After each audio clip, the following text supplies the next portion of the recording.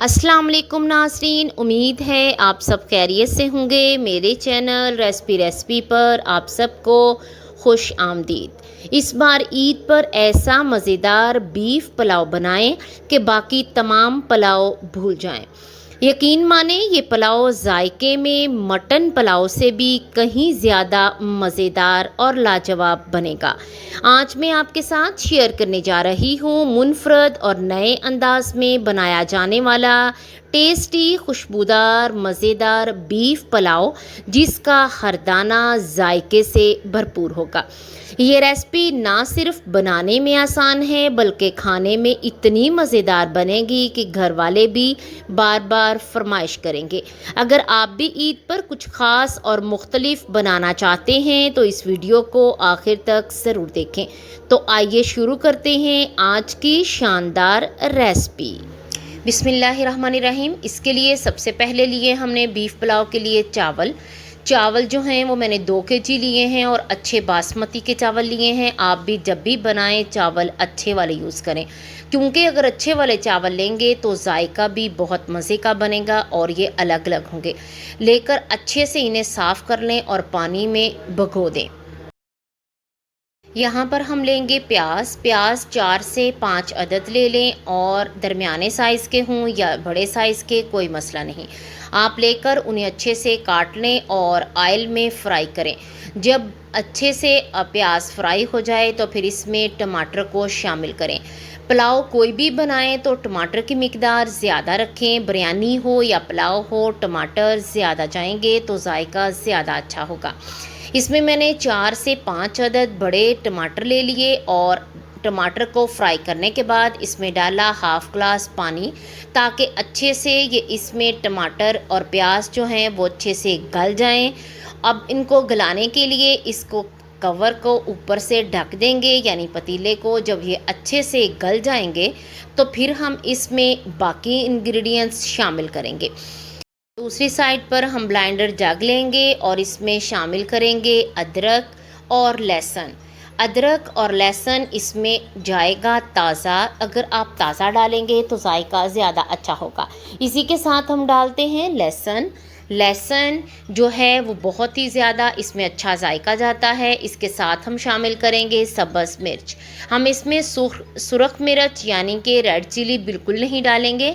अब इसमें डालते हैं सब्ज़ मिर्च, और सब्ज़ मिर्च डालने के बाद इसमें थोड़ा सा पानी ऐड करेंगे और पानी ऐड करने के बाद इसे अच्छे से ग्राइंड करेंगे, ताकि अदरक, लहसुन और सब्ज़ मिर्चें जो हैं वो बहुत अच्छे से ग्राइंड हो जाएं और चावलों में हमें बिल्कुल भी नज़र ना आए। जब ये अच्छे से ग्राइंड हो जाएंगे तो फिर हम अपना देखेंगे हमारे टमाटर और हमारा जो प्याज है वो अच्छे से गल गया है। फिर हम उसमें शामिल करते हैं अपना मिर्चें, अदरक और लहसुन का पेस्ट। इसमें शामिल करने के बाद इसको अच्छे से फ्राई करेंगे। जब ये अच्छे से फ्राई हो जाएगा तो फिर हम इसमें शामिल करेंगे अपने दूसरे इंग्रेडिएंट्स, यानी जो बाकी हमारे रहते हैं, जिसमें नमक है, मिर्च है और साबुत धनिया पिसा हुआ है। इसमें सुरख मिर्च का इस्तेमाल बिल्कुल भी नहीं होता। सुरख मिर्च अगर आप इस्तेमाल करेंगे इसका टेस्ट जो है वो बिल्कुल चेंज हो जाएगा। और हमें इस बीफ पुलाव में सुरख मिर्च नहीं डालनी, हमें सिर्फ सब्ज़ मिर्च ही डालनी है। हाँ, अगर आप सब्ज़ मिर्च ना डालना चाहें तो आप ब्लैक पेपर यानी कि काली मिर्च भी पीस कर डाल सकते हैं। अब इसमें डालते हैं गरम मसाला। गरम मसाला आपकी मर्ज़ी है, आप पिसा हुआ भी डाल सकते हैं और साबुत भी। दूसरी साइड पर हमने बीफ का जो गोश्त था उसे अच्छे से गला लिया था। अब गलाने के बाद वही गोश्त हमें बीफ जो है वो इसमें शामिल करेंगे मसाले में और इसे अच्छे से फ्राई करेंगे। याद रखें, जो इसका यखनी थी वो हम इसे बिल्कुल भी वेस्ट नहीं करेंगे, हम वही इस पुलाव के अंदर शामिल करेंगे, क्योंकि उसका जो टेस्ट है वो बहुत ही ज़्यादा अच्छा था। अब यहाँ आपको बताते चलें कि जब ये बीफ पुलाव के लिए इस गोश्त को गलाया था तो गलाते वक्त इसमें नमक डाला था और साथ ही डाला था कड़ी पत्ता। अगर नमक और कड़ी पत्ता डालेंगे तो बहुत ही ज़्यादा अच्छा जायका बनेगा। अब इसमें शामिल करते हैं अपने चावलों के हिसाब से पानी। अगर आप 1 केजी चावल लेंगे तो 1.5 केजी पानी जाएगा, और अगर 2 केजी चावल लेंगे तो उसमें 3 केजी पानी जाएगा। आप अपने यखनी का पुलाव वाला यानी कि पानी जो था वो पहले माप लें, जो यखनी थी वो भी माप कर दूसरा पानी फिर इसमें ऐड करें। अब इसमें हमने डाल दिया है थोड़ा सा साबुत धनिया पिसा हुआ, और साथ ही डाला है हमने इमली का पानी। इमली के पानी को अगर अंदर डालेंगे तो इसका टेस्ट जो है वो और चेंज हो जाएगा और बहुत ही ज़्यादा अच्छा बनेगा। अब यहाँ पर देखें, अगर आप इमली के पानी के साथ सुरख मिर्च डालेंगे तो उसका जायका बिल्कुल भी अच्छा नहीं लगेगा। यहाँ हमने सुरख मिर्च इसीलिए नहीं डाली क्योंकि इमली का पानी शामिल करना था। अब जब पानी अच्छे से पकने लगे तो इसमें शामिल करते हैं चावल। चावलों को अच्छे से पानी में साफ़ करके हमने भिगो दिया था 2 से ढाई घंटे के लिए। और याद रखें, जब आप पानी में चावल डाल दें तो इसको ज़्यादा ना हिलाएं, क्योंकि अगर आप यहाँ पर ज़्यादा हिलाएंगे तो चावल जो हैं वो आपके टूट जाएंगे और फिर वो अच्छे और खिले खिले नहीं बनेंगे। अब आप कवर को बिल्कुल भी बंद मुकम्मल ना करें, बल्कि थोड़ा सा हाफ ढक्कन रहने दें और इसे तकरीबन 7 से 8 मिनट के लिए छोड़ दें। जब ये पानी खुश्क हो जाएगा, चावल जो हैं वो जिसे हम कहते हैं आधे कच्चे चावल, वो बन जाएंगे, पानी इसका खुश्क हो जाएगा, तो फिर आप चूल्हे को तेज़ करके यानी तेज़ भाप में इसका पानी जो है वो अच्छे से खुश्क करें और फिर इन्हें दम के लिए रेडी करें।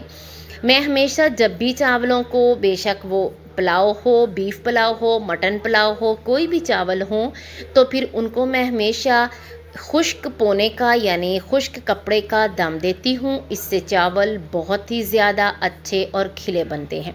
यहाँ देखें, हमारा पानी जो है वो बहुत अच्छे से खुश्क हो गया है। आपने 1 से 2 बार हिलाने के बाद इसके ऊपर खुश्क जो है वो कपड़ा डालना है, पूना डालना है। डालने के बाद आपने इसके ऊपर कवर कर देना है।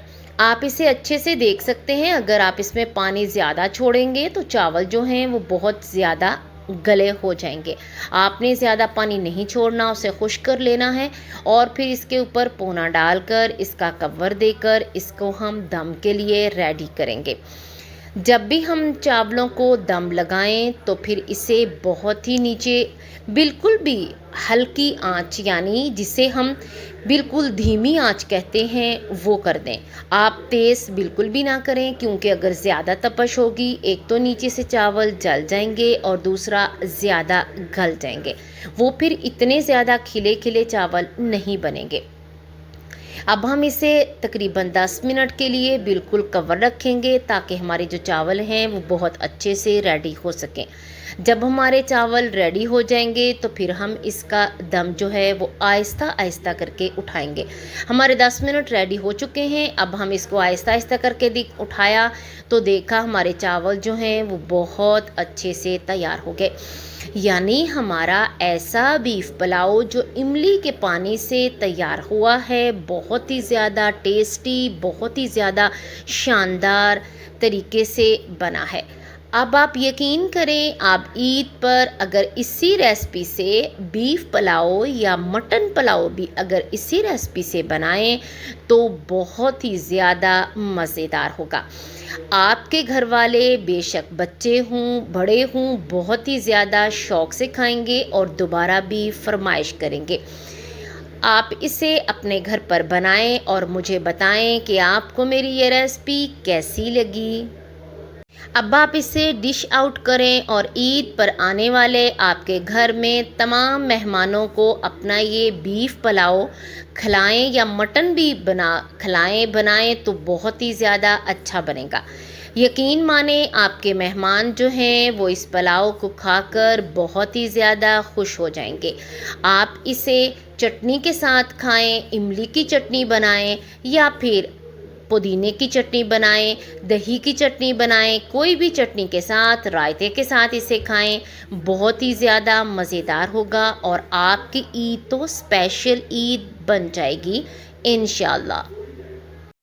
नाज़रीन, उम्मीद है आपको मेरी आज की मज़ेदार और खुशबूदार बीफ पुलाव की रेसिपी बहुत ही पसंद आई होगी और आप इसे ज़रूर ईद पर या किसी भी ख़ास मौका पर घर पर ट्राई करेंगे।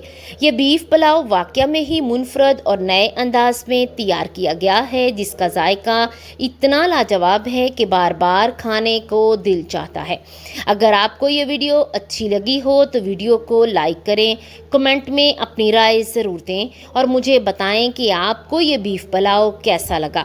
अगर आप मेरे चैनल रेसिपी पर नए हैं तो लाजमी सब्सक्राइब करें और बेल आइकन को भी दबाएं ताकि मेरी आने वाली मज़ीद आसान मज़ेदार रेसिपी आप तक पहले पहुंच सकें। प्यारे नाज़रीन, अगर आप कोई भी रेसिपी बनवाना चाहते हैं या किसी भी रेसिपी के बारे में पूछना चाहते हैं तो मुझे कमेंट बॉक्स में ज़रूर बताइए। मैं इंशाल्लाह नेक्स्ट वीडियो में आपकी पूछी गई रेसिपी को तैयार करूँगी इंशाल्लाह। खुश रहें, खुशियाँ बांटते रहें। वीडियो देखने का बहुत शुक्रिया। अल्लाह हाफ़िज़। फिर मिलेंगे एक नई मज़ेदार रेसिपी के साथ।